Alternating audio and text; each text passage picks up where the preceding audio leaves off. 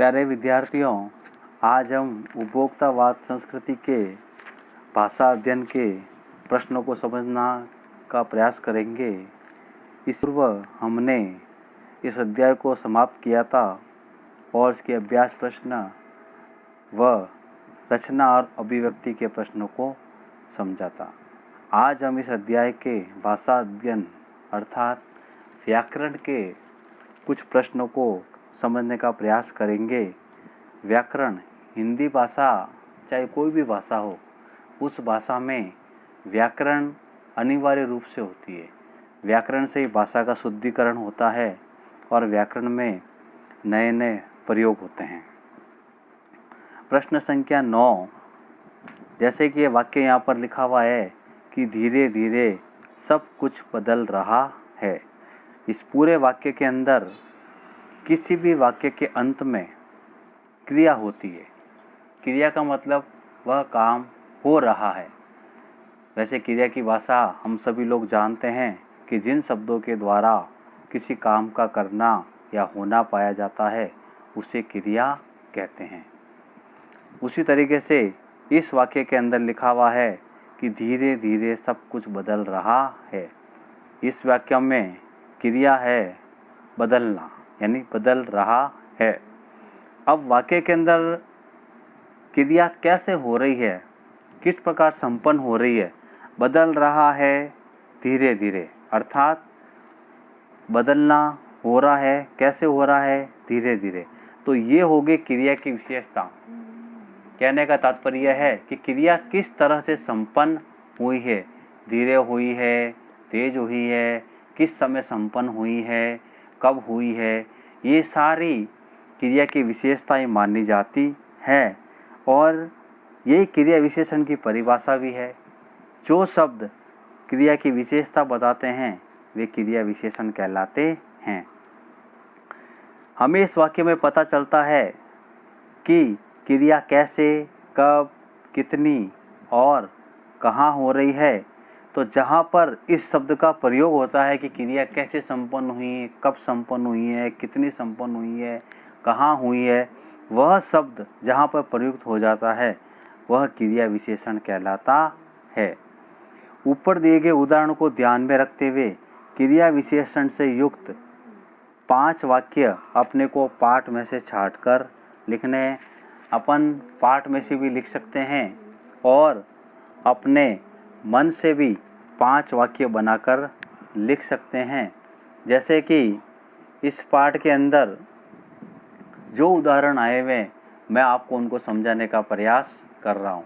जैसे पहला ही वाक्य जो प्रारंभ में दे रखा है वो मैंने अभी आपको समझाया कि धीरे धीरे सब कुछ बदल रहा है। धीरे धीरे अर्थात कार्य किस तरीके से हो रहा है, कौन से तरीके से हो रहा है, तो वह हो गया रीतिवाचक क्रिया विशेषण। साथ ही में इसी के आगे एक शब्द और दे रखा है सब कुछ। सब कुछ के अंदर कितनी मात्रा, तो अपन इसको एक अलग तरीके से परिमाणवाचक क्रिया विशेषण भी कह सकते हैं। दूसरा है आपको लुभाने की जी तोड़ कोशिश में निरंतर लगी रहती है। कैसे लगी रहती है? निरंतर, तो रीतिवाचक। तीसरा वाक्य है सामंती संस्कृति के तत्व भारत में पहले भी रहे हैं। पहले भी रहे हैं अर्थात किस समय रहे, पहले, तो वो समय का बोध करा रहा है, कालवाचक। चौथा वाक्य संस्कृति में आज जो हो रहा है कल वह भारत में भी आ सकता है। तो आज और कल, यह भी वाक्य एक तरह से समय का बोध करा रहा है, इसलिए अपन इसको कह सकते हैं कालवाचक क्रिया विशेषण। और अंतिम 5वां वाक्य हमारे सामाजिक सरोकारों में कमी आ रही है।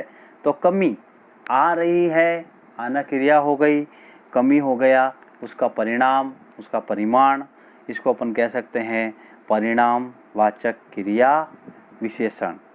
प्रश्न संख्या 2, धीरे धीरे, जोर से, लगातार, हमेशा, आजकल, कम, ज़्यादा, यहाँ, उधर, बाहर, इन क्रिया विशेषण शब्दों का प्रयोग करते हुए हमको वाक्य बनाना है और इसी के नीचे जैसे धीरे धीरे मेरा उससे परिचय हुआ।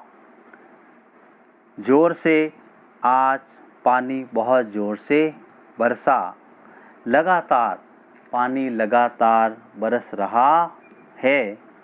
हमेशा संजना हमेशा तेज दौड़ती है। आजकल संजू आजकल प्रतिदिन दौड़ने का अभ्यास करता है। कम, हमारा दुख उसके सामने बहुत कम है। ज़्यादा, आज मैं कुछ ज़्यादा खा गया था। यहाँ, वह यहाँ आएगा। उधर, उसने उधर मुड़कर भी न देखा। बाहर, माँ बाहर चिल्ला रही थी। तो जिस प्रकार ये क्रिया विशेषण शब्द है, जैसा प्रयोग मैंने आपको समझाया वाक्य बनाकर, उसी तरीके से अपन अन्य वाक्य भी इन शब्दों से बनाकर स्वरचित वाक्य भी अपन बना सकते हैं और क्रिया विशेषण को समझ सकते हैं। आइए हम इसका आगे का प्रश्न घ समझते हैं। प्रश्न संख्या घ, जिसमें नीचे दिए गए वाक्यों में हमको क्रिया विशेषण और विशेषण शब्द छांटकर लिखना है।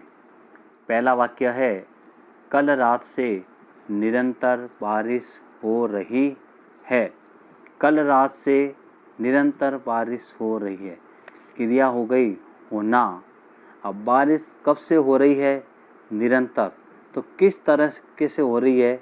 रीतिवाचक क्रिया विशेषण। साथ में इसमें कल रात यानी दो विशेषण आ गए। कल रात यानी कालवाचक, यानी कब से, तो कालवाचक क्रिया विशेषण। वाक्य दूसरा, पेड़ पर लगे पके आम देखकर बच्चों के मुंह में पानी आ गया। आम कैसे थे? पके हुए। तो ये हो गया विशेषण। और मुंह में पानी आ गया हो गया क्रिया। और किस में आ गया? मुंह में। तो वह हो गया स्थानवाचक क्रिया विशेषण। अर्थात क्रिया कौन से स्थान पर, कौन सी जगह पर संपन्न हुई, वह होता है स्थानवाचक। रसोई घर से आती पुलाव की हल्की खुशबू से मुझे जोरों की भूख लगी। लगना क्रिया। भूख कैसी लगी? हल्की। तो वह हो गया विशेषण।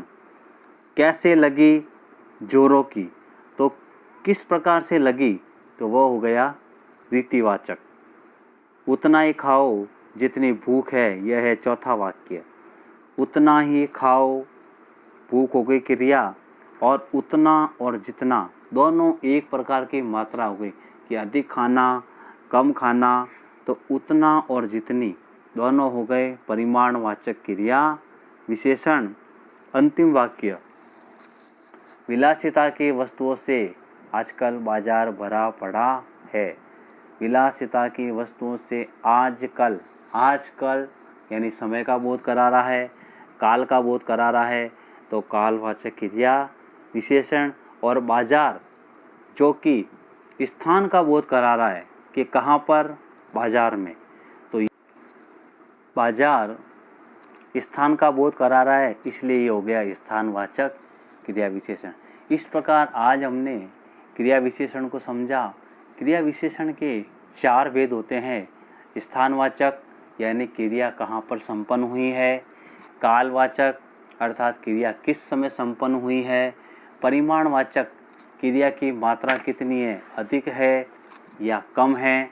और चौथा हो गया रीतिवाचक, क्रिया किस तरह से संपन्न हुई है। इस प्रकार आज हमने क्रिया विशेषण की परिभाषा, उसके कुछ उदाहरण, उनके भेदों के बारे में जाना और समझा। हम इसका और अधिक अभ्यास करेंगे और भाषा अध्ययन के इस प्रश्न को अपनी अभ्यास पुस्तिका में गृह कार्य के रूप में समझेंगे और इसका अधिक अभ्यास करेंगे। साथ ही में इस पाठ को और अधिक समझने का प्रयास करेंगे। धन्यवाद।